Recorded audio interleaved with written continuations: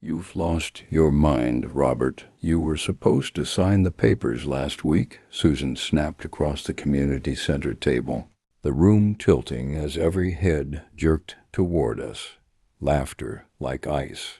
Lily's small hand found my sleeve, and I felt the heat of 100 eyes like a charge under my skin. My name is Robert Hayes, 68, from Akron, Ohio, and I stood there with diner coffee breath and a lifetime of steel in my ribs while they read me out like an old ledger. The humiliation landed hard because Lily watched me like I could still fix everything by simply standing taller, and because I had spent half my life building a house that held the ghosts of my father and the lullabies of my wife walls that remembered birthdays, the greasy counter where I taught my son to fix a carburetor, the back porch where my mother had taught me how to plant tomatoes. The town buzzed with clinking beer bottles from the bar across the street and the county clerk's office down the lane, whose windows reflected my face like a question. Daniel Pierce, the realtor I'd trusted to list nothing without my okay, shifted his weight and didn't meet my eyes. The accusation was simple, surgical. My children had sold the house I'd paid for and wired the proceeds away without telling me, and they had done it in the paperwork-scented quiet of lawyer Karen Alvarez's office while I was 2 towns away at the clinic getting the arthritis checked. The crowd's murmurs were a scaffold for Susan's words. Michael stood by her like a man waiting to inherit a storm, and I felt the years of loyal patience compress into the hot coal of something I barely recognized. "You gave us everything, Dad," Susan said afterward, softer but with the same knife edge, as if mercy could be delivered as a verdict. People patted my shoulder and said the things that keep polite society on its rails, but Lily's wide eyes said the thing I feared most, that the world I'd built to shelter her had been sold for calculations and convenience. I walked out into the late winter sunlight with a newspaper folded in my pocket and a list of numbers that didn't add up. The headlights of a pickup carved a line down Main Street, and everything smelled like salt and old coffee, and the only clear sound was the blood in my ears counting wrong. I thought of my father's hands, calloused and stubborn, and the way he used to say, "A house remembers what you forget," and it landed like a bell. I let that bell toll, quiet and precise, because some things are not noise but a ledger that must be balanced. The first plan was small and surgical. Gather the paper trail, find the signatures, smell the ink where deceit hid, and show the town that betrayal is not a rumor but a receipt. I started with Karen's office, where the receptionist offered me a plastic chair and the kind of smirk that precedes a polite lie. I asked for the sale file and watched the clerk's face crumble like cheap plaster when I mentioned notarized copies and the county recorder's stamp. Michael had signed as attorney, in fact, using a power of attorney that on deeper reading had been granted under circumstances I had never agreed to. The signatures were looped and confident and belonged to my hand, but not to my will. I found texts on Susan's phone flights, booked celebratory meals, a transfer to a Shell account, and another state messages as casual as a grocery list. People who had once toasted my perseverance now pretended the ledger had no columns.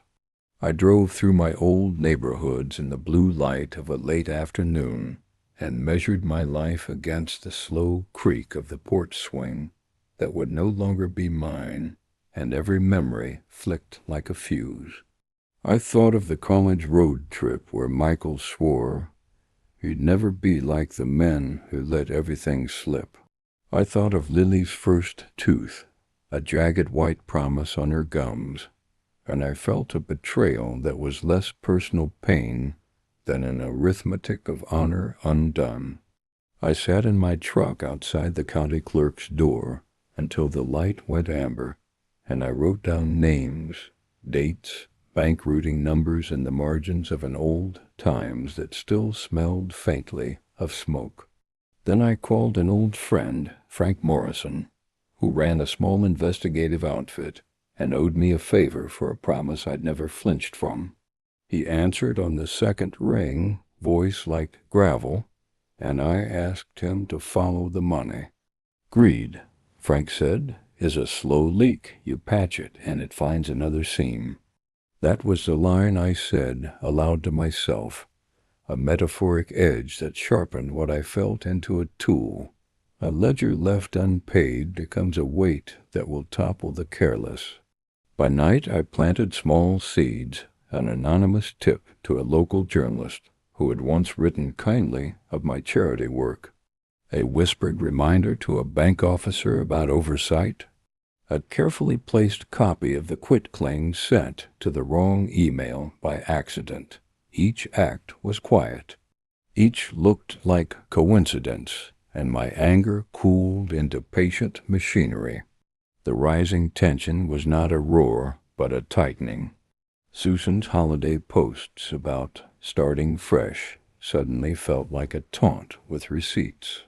I kept Lily close, drove her to school, took her to a diner where the coffee tasted of memory, and showed her how to stack dishes without clatter, because whatever else I planned to do, I would not let her see me unravel. I watched my children on social media, smiling in a house that still wore the shape of my life, and each smile was a new knot in the rope I would pull. The town that had once celebrated my graduations and my first loan now looked like a set of windows I could use to throw light into dark places. The trap I built felt more like a sequence of patient motions than a drama. I used the law's own appetite for paperwork against the players who thought they had eaten dinner while I slept. Frank uncovered an oddity in the escrow. A bank officer, Randall Cole, had rubber-stamped disbursements without a final verification, citing notes that were later revealed as backdated. Karen Alvarez had relied on a digital signature service that required two-step validation. There was only one, and that one bore my name, but had been created from an IP address that traced back to a cafe in Susan's neighborhood. I did not parade these discoveries. I delivered them, quiet and inevitable, to the Wright Places County Prosecutor Linda Pierce's inbox, the bank's compliance desk, the State Bar Association. Linda knew how to move without theater. She called for subpoenas and told me to prepare statements like a surgeon marking skin. Susan and Michael were horsing through life, thinking their tidy plan would buy them a clean slate. But law moves with the patience of winter and then the suddenness of ice. I remember standing in the courthouse corridor holding nothing but a manila envelope and the weight of the past 30 years, watching them through the glass where Lily clung to my sleeve and asked if I was going to be okay. My inner voice, patient and older, said one sentence that felt like a lighthouse when the sea turned black. Justice is not vengeance. It is the return of accounts to their rightful holders.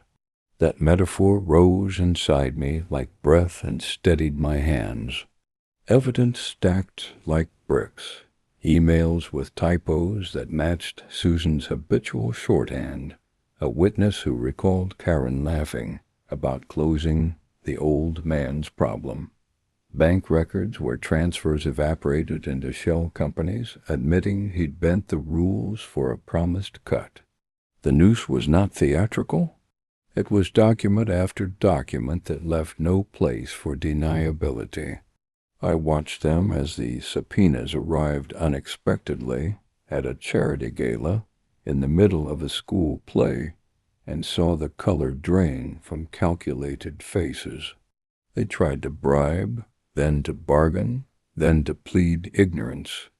Each move tightened their legal options and exposed layers of culpability they had assumed would never be examined. I set a secondary snare, a public hearing about elder financial abuse where I spoke of my father without naming them, telling stories about porch swings and tomato seeds until the room hummed with recognition. That one night, a county official who had once bought my tomatoes stood and pointed to the ledgers I'd laid out, and the community began to tilt in a different direction. When the prosecutors moved, they did so with the cold efficiency of people who had watched greed before. Arrests were not spectacle, but paperwork and steady knocks. Susan's phone went dead for a day. Michael flew into a fury that looked small because the law was large. The first surprise came not from them, but from Daniel Pierce, who, under oath, produced a recording of a meeting in which Susan and Michael had discussed rushing the sale while I was undergoing a routine checkup, laughing about how easy it would be to take care of Dad. The second surprise was sweeter. Randall Cole, the bank officer, flipped, handing over internal memos that showed a pattern of approvals circumventing protocol and the names of a small cabal that had profited from flipping homes of the elderly. The double fracture, the legal and the social, split them open. The town's newspapers dug into charity contributions Susan had used as cover. The local charity board removed her privileges after evidence surfaced that funds had been misallocated to shore up a down payment. I watched the public unmasking as if from a distance, because I had learned that closeness is often a luxury that allows rage to become folly. Lily sat beside me during the first hearing and traced the letters on a legal pad, and when asked to testify about who had promised she could stay in the house, she whispered a child's recollection that matched the audio. The courtroom was a theater, but the performance was not for me. It was for every neighbor who had once called me the man who built his house with his hands. Another line rose in the heat of the moment. People who trade kin for coin will always misread the market of reputation, I thought, and the idea steadied me like a brace. By the time indictments were filed, the family's accounts were frozen, and several local reputations had been permanently scarred. Susan's husband, James Carter, who had been named as an accessory, sought to distance himself, and found doors closed that money could not open. The climax was legal and personal in the same breath. In the courthouse auditorium, under the stark lights, I watched Michael's face crumble when the judge read the ledger of transactions and named the fraud in a voice that had no patience for excuses. The double twist arrived like a cold wind. Not only had my family orchestrated the sale, but they had also signed a fraudulent lien that tried to strip me of certain easements, an attempt to make the house a commodity rather than a chronicle, and in doing so had triggered a clause in the title insurance that allowed the company to seek restitution from those who had knowingly filed false statements. That clause became the instrument that returned the house, at least on paper, to the estate, while the criminal proceedings dismantled the profit they had expected to net. Susan's social circle dissolved.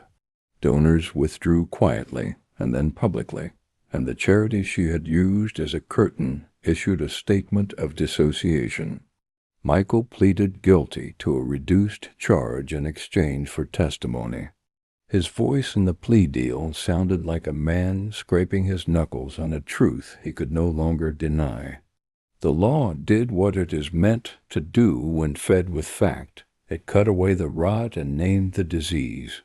I did not dance in the courtroom. I watched the scales tip and felt exhaustion like a hand on my shoulder. In the quieter aftermath, the house was returned to the estate and placed into a trust that protected Lily's claim and forbade sale without clear, demonstrable consent from a guardian, an immutable, bureaucratic safeguard that smelled of paper and permanence. The betrayers were not annihilated in a melodramatic collapse. They were diminished in currency and standing and forced to reckon publicly with what they had taken. I visited Susan in a room where the light came with a small mercy of late afternoon. She did not plead for me to forgive her, and I did not grant that to her like a favor. I felt scarred older than I had been the morning the insult cut across the community center table, but steadier than the man who had sat through the first humiliation. I taught Lily to plant tomatoes again on a small plot behind a rental property I'd purchased quietly with the trust's counsel, because some lessons are lived in soil and not argued in court. The final 2 sentences of what I learned are simple and hard. People will sometimes choose profit over blood, but you can build a system that honors what you love. Walk away when the books are balanced, and make sure the things worth keeping are written in ink that can't be forged. If this story resonated with you, please give it a thumbs up and subscribe. It helps us share more true stories like this.